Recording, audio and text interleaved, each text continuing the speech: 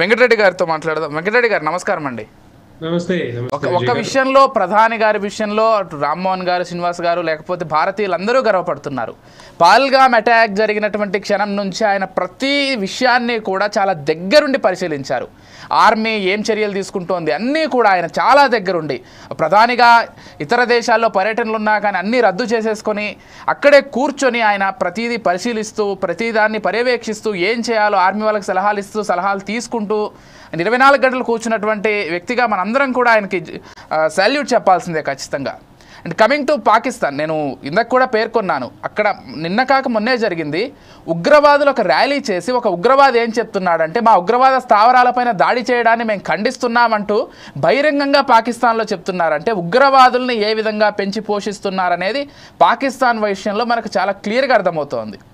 ఏం చేయాలంటారు వెంకటరెడ్డి గారు? ఒకట యుద్ధాన్ని ముందుకు తీసుకెళ్దామా అంటే ప్రస్తుత ప్రపంచ పరిస్థితులు, ప్రస్తుత ఆధునీకరణ వల్ల అటువంటి చర్యలు తీసుకుంటే ఇరు దేశాలకి నష్టమే, చేయలేకపోతున్నాం. పోనీ సింధు నది జలాలు ఆపేద్దామా పూర్తి స్థాయిలో అంటే మనకు ఇంకా ఆ దిశగా మనం పూర్తిగా అడుగులు వేయలేదు. మరోవర్ ప్రపంచం కూడా వ్యతిరేకిస్తుంది, అవునన్నా కాదన్నా. న్యాచురల్ రిసోర్సెస్ నీళ్ళని ఆపేస్తే అక్కడ పౌరులు ఇబ్బంది పడతారు కాబట్టి దాన్ని పూర్తి స్థాయిలో చేస్తామో చేయలేమో అనేటువంటి ఒక సంశయంలోనే ఉన్నాం. ఇక వాణిజ్యపరంగా అడ్డుకోవచ్చు నాకు తెలిసినంత వరకు. మీరేం చెప్తారు అసలు మొత్తం పరిణామాలను చూసిన తర్వాత మీ అభిప్రాయం ఏంటి? విజయ్ గారు, ముందుగా మీకు అలాగే F4 ప్రేక్షకులకి, రామ్మోహన్ రావు గారికి, శ్రీనివాసరావు గారికి నమస్కారం. ఈరోజు మనం ఈ గత వారం రోజులుగా మన యుద్ధ పరిస్థితులు, తర్వాత పరిణామాలు ఇవన్నీ కూడా చూసుకుంటూ వచ్చాం. సో ఈ పాకిస్తాన్కి ఒకటి ఏంటంటే, పాకిస్తాన్ ప్రభుత్వానికి కానీ, టెర్రరిజానికి కానీ, టెర్రరిస్టులకు కానీ, ఆర్మీకి కానీ ఎక్కడ కూడా ఒక కోఆర్డినేషన్ కనపడతలేదు. కానీ ఆర్మీ చేతుల్లో ట్రైనింగ్ తీసుకునేది, సపోర్ట్ తీసుకునేది మరి పాకిస్తాన్లో ఉన్న టెర్రరిస్టులని అది క్లియర్గా అర్థమైంది. ఎందుకంటే వాళ్ళు చనిపోయినప్పుడే, టెర్రరిస్టులు చనిపోయినప్పుడే దహన సంస్కారాలకి పాకిస్తాన్ ఆర్మీ వెళ్ళి నివాళులు అర్పించి లాస్ట్ రైట్స్లో పాల్గొన్నది మనకు తెలుసు. మనం చూసాం, క్లియర్గా చూసాం, ఆ వీడియోలు చూసాం, ఫోటోలు కూడా వచ్చాయి.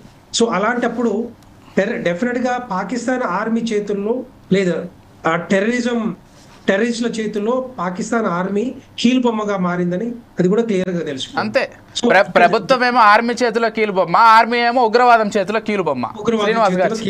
ఇదే ఎందుకంటే అధికార లాంఛనాలతో చేసిండు వాళ్ళని. అంటే రామ్మోహన్ గారు, అంటే వాళ్ళు ఏమనుకుంటున్నారంటే భారత్ పైన ఏదో చేస్తున్నాం అనుకుంటున్నారు, కానీ వాళ్ళను వాళ్ళు ఏ విధంగా నాశనం చేసుకుంటున్నారో రిలీజ్ అయ్యేసరికి వాళ్ళ దేశం నామరూపాలు లేకుండా పోయే పరిస్థితికి వస్తుంది. వాళ్ళు ఏమనుకుంటున్నారు అంటే బాయిలో కప్పలాగా నా ప్రపంచానికి ఏమి తెలియదు, మేము చేసేది ఏమి తెలియదు అని అనుకుంటున్నారు. కానీ ప్రపంచానికి తెలుస్తూ ఉంది అక్కడ. కరెక్ట్, మునీరుగా ఏదే పాకిస్తాన్ ఆర్మీ చీఫ్ మునీర్ ఎప్పుడైతే స్టేట్మెంట్ ఇచ్చిండో నీళ్లు రక్తం పారవు అని చెప్పిండో, నెక్స్ట్ డేనే పహల్గామ్ దాడి జరిగింది. సో అలాంటిది మరి టెర్రరిస్టులు ఏ విధంగా రెచ్చిపోయి ట్రైనింగ్ తీసుకొని అక్కడి నుంచి మరి భారతదేశంలోకి వచ్చి హిందువుల మీద దాడి చేశారో మనకు క్లియర్గా తెలుసు. సో ఇదంతా ఏంటంటే టోటల్గా పాకిస్తాన్ ఆర్మీ వీళ్ళ చేతుల్లో ఉంది, టెర్రరిస్టుల చేతుల్లో ఉందని అది క్లియర్గా తెలుసు. మీరు ఎంతమంది అన్నారు, ర్యాలీ తీసినా కూడా అడ్డుకునేటోడు లేడు అక్కడ. సో అలాంటప్పుడు ప్రపంచంలో ఏ దేశం కూడా ఒప్పుకోకూడదు, సపోర్ట్ చేయకూడదు, వాళ్ళని ఏకాకి చేయాలి. ఈవెన్ ఇంటర్నేషనల్ మానిటరీ ఫండ్ ఏది ప్రపంచ బ్యాంక్ కూడా చేయాల్సి ఉండే.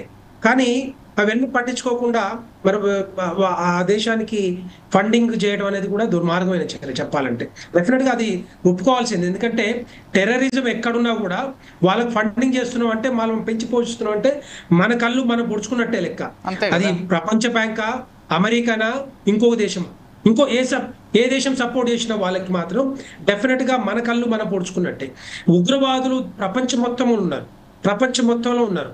ఏ దేశంలో చూసినా కూడా ఎక్కడో ఒక దగ్గర కనపడుతున్నారు, ISIS లేకపోతే మిగతా వాళ్ళు.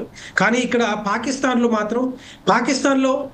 పుట్టి దగ్గర నుంచి వాళ్ళని టోటల్గా పెంచి పోషించేది మొత్తం కూడా పాకిస్తాన్ ప్రభుత్వం, ఆర్మీ అని క్లియర్ కనపడతా ఉంది.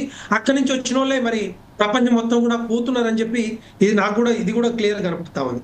ఎక్కడ చూసినా కూడా వీళ్ళు ఎక్కడ దాడులు చేయాలి, మరి ఇట్లాంటి ఉగ్రవాదాన్ని పెంచి పోషించాలి ఆలోచన. సో అందుకే మనం ఏం చేసినాం అంటే ఆపరేషన్ సింధూర్ మన అందరికీ తెలుసు, నేను ప్రత్యేకంగా చెప్పాల్సిన అక్కర్లేదు. కానీ ఆపరేషన్ సింధూర్ అనేది డెఫినెట్గా ఉగ్రవాద దాడులకి కారణమైన ఎవరైతే ఉన్నారో టెర్రరిస్టులకి డెఫినెట్గా ఒక గుణపాఠమే. రేపొద్దున మళ్ళీ ఎక్కడైనా బాంబు పేలులు కానీ ఒక బుల్లెట్ భారత్ మీద దిగినా కూడా ఎట్టి పరిస్థితుల్లో అది యాక్ట్ ఆఫ్ వార్ అని చెప్పి స్టేట్మెంట్ కూడా ఇచ్చారు భారత ప్రభుత్వం, ప్రధానమంత్రి నరేంద్ర మోడీ గారు. ఎట్టి పరిస్థితుల్లో any act of terror attack will be consider as a act of war అని చెప్పి క్లియర్ గా చెప్పారు. సో దాని మీద కట్టుబడి ఉంది. ఎట్టి పరిస్థితుల్లో వాళ్ళు వదిలిపెట్టే సమస్య లేదు. ఇది ఓన్లీ ట్రయల్ వరకే చూసారు. ఇప్పుడు మనది ఏమనుకున్నారంటే వాళ్ళు, మా దగ్గర న్యూక్లియర్ వెపన్స్ ఉన్నాయి, మేము ఇష్టం వచ్చినట్టు ఏం చెప్పినా కూడా ప్రపంచమే ఉంటది, తర్వాత భారతదేశం కూడా ఉంటది, భారతదేశం కూడా భయపడుతుంది అనుకున్నారు. సో మన దగ్గర ఉన్న శక్తి సామర్థ్యాలు ఏవైతే ఉన్నాయో, బ్రహ్మోస్ మిజైల్స్ కానీ, S-400 డిఫెన్స్ సిస్టమ్ కానీ, మిగతా డ్రోన్స్ వ్యవస్థ కానీ, ఇవన్నీ కూడా చూసిన తర్వాత భయపడి కాళ్ళ బేరానికి వచ్చి ట్రంప్నో లేకపోతే అక్కడ ఉన్న రక్షణ మంత్రినో తర్వాత ఉపాధ్యక్షులను వేడుకొని మాతో కాదు, ఎట్టి పరిస్థితుల్లో మా క్యాంప్స్ అన్ని కూడా, క్యాంప్స్ తో పాటుగా బేసెస్ ఏవైతే ఎయిర్ బేసెస్ ని ధ్వంసం చేశారో, మరి ఎందుకంటే బ్రహ్మోస్ మిసైల్ అక్కడికి వెళ్తేనే అక్కడ ధ్వంసం చేస్తూ ఉంటే కనీసం వాళ్ళ రాడార్లు లేదు, వాళ్ళ డిఫెన్స్ సిస్టమ్ లేదు, ఎక్కడ కూడా ఏం కూడా కనిపించకుండా పోయి మళ్ళీ వాళ్ళ ఎయిర్ బేసెస్ ని ధ్వంసం చేసినట్టు ఒక్కసారి అర్థం చేసుకోవచ్చు ఎంత ఎఫెక్టివ్ గా, ఎంత స్ట్రాంగ్ గా మన డిఫెన్స్ సిస్టమ్ ఉందో మనందరికి తెలుసు. అవి మళ్ళీ మేడ్ ఇన్ ఇండియా, మన దగ్గర తయారైన బ్రహ్మోస్ మిసైల్స్. అందుకని వాళ్ళకి ఒకటే భయం ఏంటంటే, ఈ రోజు ఇది కాకుండా ఒకవేళ మనం ఆపకపోతే, ఈ రోజు మనం కాళ్ళ బేరానికి రాకపోతే, రేపు న్యూక్లియర్ ఏవైతే వెపన్స్ ఎక్కడైతే దాచిపెట్టారో, ఎక్కడైతే ఉన్నాయో వాటి మీద కూడా దాడి చేసే అవకాశాలు ఉంటాయి. టోటల్ పాకిస్తాన్ మొత్తం కూడా ధ్వంసమయ్యే అవకాశాలు ఉంటాయని చెప్పి వాళ్ళు తెలుసుకొని ఈరోజు కాలబేరానికి వచ్చి ఎట్టి పరిస్థితుల్లో భారత్ని ఒప్పించాలని చెప్పి మధ్యలో మీడియేట్ చేయడానికి ప్రయత్నం చేసి ఉండొచ్చు. మోడీ, ట్రంప్ ఏం మాట్లాడుతాడో అర్థం కాదు, ఎప్పుడు ఏం మాట్లాడుతాడో అర్థం కాదు. నిజంగానే ఆయనకి ఒకవేళ అంత కెపాసిటీ ఉంటే రష్యా ఉక్రెయిన్ మధ్యలో మీడియేట్ ఎందుకు చేయలేకపోయినాడు? పోనీ ఇజ్రాయెల్ పాకిస్తాన్ మధ్యలో మీడియేట్ ఎందుకు చేయలేకపోయినాడు? మరి అవి చేయలేడు, కానీ పాకిస్తాన్ భారత్ మధ్యలో చేయడానికి వచ్చిండ. కాకపోతే ఏంటంటే ఇక్కడ ఆయన ముందు మరి ఈ పాకిస్తాన్ లీక్ చేస్తూ ఉంది, భారతదేశంతో మాట్లాడిన మాటలు కానీ, భారతదేశంతో చర్చించిన మాటలు కానీ, ఇవన్నీ కూడా ముందు పాకిస్తాన్ లీక్ చేయబట్టే ట్రంప్ మాట్లాడి ఉండొచ్చు, ట్రంప్ మా స్టేట్మెంట్ ఇవ్వచ్చు ఉండొచ్చు, లేకపోతే వైస్ ప్రెసిడెంట్ ఇవ్వచ్చు. సో మనం ఎక్కడ కూడా లీక్ చేసిన సందర్భాలు లేవు. ఒకటి మనం ఏమంటున్నాం, ప్రధానమంత్రి నరేంద్ర మోడీ గారిని, భారత్ కానీ, రక్షణ వ్యవస్థ కానీ ఎట్టి పరిస్థితుల్లో మేము టెర్రరిజం మీద దాడి చేస్తాం తప్పితే పాకిస్తాన్ ప్రజల మీద కానీ, పాకిస్తాన్ రక్షణ వ్యవస్థ మీద కానీ ఎప్పుడు కూడా దాడి చేయట్లేదు అని చెప్పి మనం ముందుగా నుంచే చెప్పుకుంటూ వచ్చాం. ఓన్లీ మా దాడి అసలు ఎప్పుడు కూడా అండి భారతదేశం నాట్ జస్ట్ నౌ స్వతంత్ర భారతదేశం గురించి నేను మాట్లాడట్లేదు. భారతదేశ పూర్వ చరిత్ర చూసుకున్నా కానీ ఏ రోజు మనంతట మనం వెళ్ళి ఇతర దేశాలపైన దాడి చేయడం కానీ, వాళ్ళ పౌరుల్ని చంపడం కానీ, వాళ్ళ సంస్కృతిని నాశనం చేయడం కానీ ఎప్పుడు జరగలేదు. భారతదేశం పైన జరిగాయి దాడులన్నీ.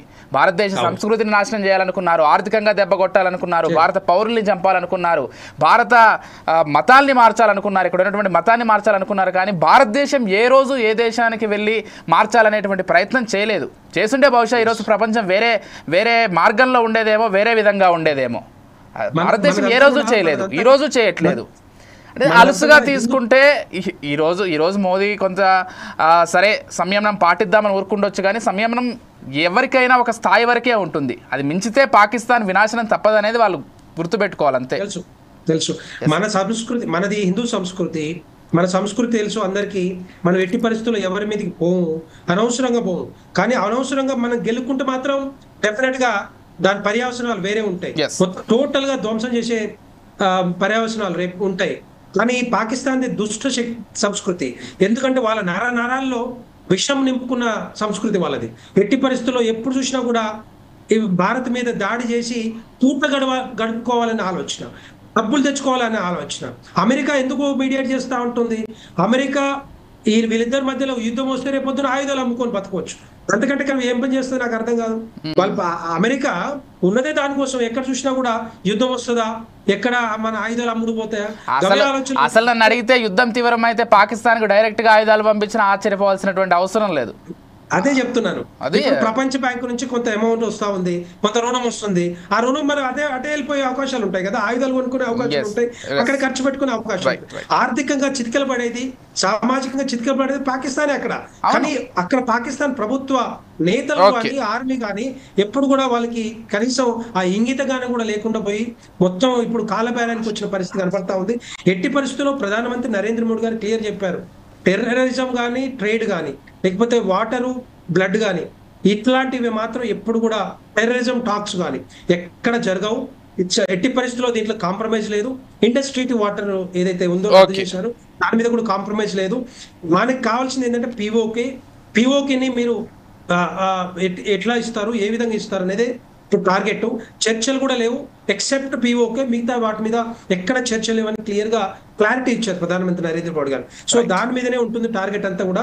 రేపొద్దున ఎక్కడ ఒక చిన్న టార్గెట్, చిన్న ఏదైనా డ్రోన్ వచ్చినా కూడా వీళ్ళు కోఆర్డినేట్ లేక, నేను అనుకుంటే కోఆర్డినేషన్ లేక ఆర్మీకి కానీ మిగతా వాళ్ళకి ప్రభుత్వానికి ఆ డ్రోన్స్ పంపిస్తున్నట్టు కొడుతుంది. కానీ వాటిని మరి వాళ్ళు ధ్వంసం చేసే రక్షణ వ్యవస్థ మన దగ్గర ఉంది ఎట్టి పరిస్థితులు. సో ఇవన్నీ కూడా లేకుండా ఎప్పుడు కూడా మాట్లాడే ప్రసక్తే లేదు, అంతవరకే ఉంటుందని చెప్పేసి క్లారిటీ ఇచ్చారు. అదే జరుగుతుందని చెప్పి నేను విశ్వసిస్తా ఉన్నాను. రైట్, ఓకే అండి. ఒక్కసారి శ్రీనివాసరావు గారితో మాట్లాడదాం. శ్రీనివాసరావు గారు,